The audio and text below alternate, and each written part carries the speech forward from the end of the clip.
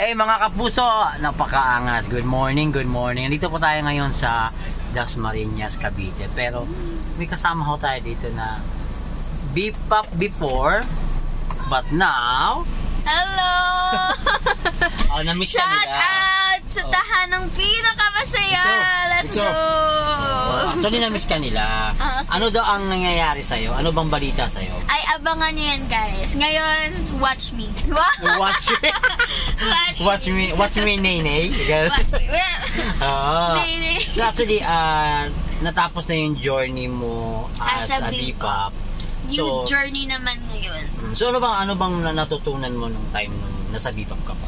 Nung nasa Bpop po ako, mas lalong nadagdagan yung confidence ko, natuto ako kung paano pumorma, kung paano So mag-ayos sa sarili ko. yung nakita namin noon, basic lang yun. Yes, basic lang yun. Ngayon, mga swag na yung pormahan natin.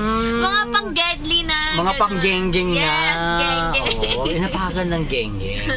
Actually, ang kwento niya nga sa akin, meron siyang ginagawa ngayon, nag-acting, learning, training. Puro training po ako ngayon, self-improvement.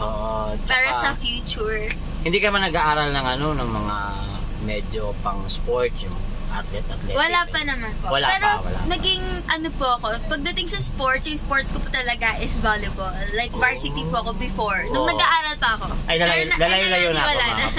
Lalayo-layo ako mga kapuso kasi mga spike. Baka ma-spike ako nito eh. Oo. So, sa ngayon, may gagawin ka. Hindi ngayon later.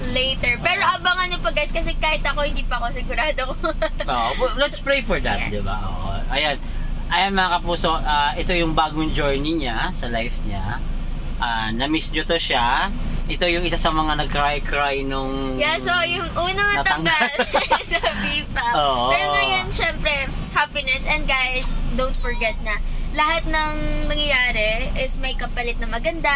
And if it's not for you, maybe may ibang plano sa'yo si God. Kaya don't lose hope. And gawin nyo lang lagi yung best nyo. Pero may accent ka.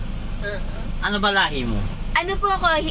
Ilongga. Hiligay nun. Mother language ko. Pero marunong ka? Marunong. Sobrang fluent. Kita mo lang, gid. Ay, balaan ko kita. Di ba kabudlayan pag Tagalog? Kabalaman ka siya mag-iligay nun. Hindi, I'm from Negros Occidental. Pero makaintindi ka man. Marunong talaga. Ako man. Third language ko Tagalog. Last ko na natunan ang Tagalog. Kaya sa Iloilo daan, gina-focus nila. Saan ka sa Iloilo? Sa Haro. Jesus Maria Patawara. Taga Iloilo gali ini siya. Amo na nga gabalod-balod lagi nga tingog. Oo, gadu. May tono. Mapati na kamo bala nga ang mga Ilonggo, mga hiligay nun, guwapo ka. Ay, tuod, ginaya. May araga ni kanta sa SM or sa supermarket sa Iloilo nga. Taga-kadto nyo dito, may gatukar nga, basta Ilongga, guwapo. Oo. Ato bala? Ato. So, kamusta yung pamilya sa Iloilo especially? Ayan, actually, lahat sila, mostly nandun na sa Iloilo. Parang, ngayon, parang ako na naiwan, tsaka yung mom ko. Parang hinihintay na lang nila kung anong mangyari sa career ko, ganyan. Wow, may hinihintay. Pero, I think, this is your time to shine. Kasi, siyempre, basta Ilonggo Ilongga, damo na skills, damo talento. Basta Ilongga, hindi ka balo magpaperde. Himo na kintanan para maging successful. Maski maperde sa unang try, but on the second time try, wala sang madula eh. Guys, basta Ilongga, damo-damo ginaya mga sugilanon niya. Marites ang mga Ilongga. Amo na nabudlayan ko mag Tagalog kagina, siguro Tagalog pa ako gali kay Ilongga ra manggali ni siya. So anyway, dahil Tagalog naman yung mga viewers natin, mostly mga Magtagalog tayo, guys. Let's go. Nugay ka mo da kay basi bala karon kagaton. Rar.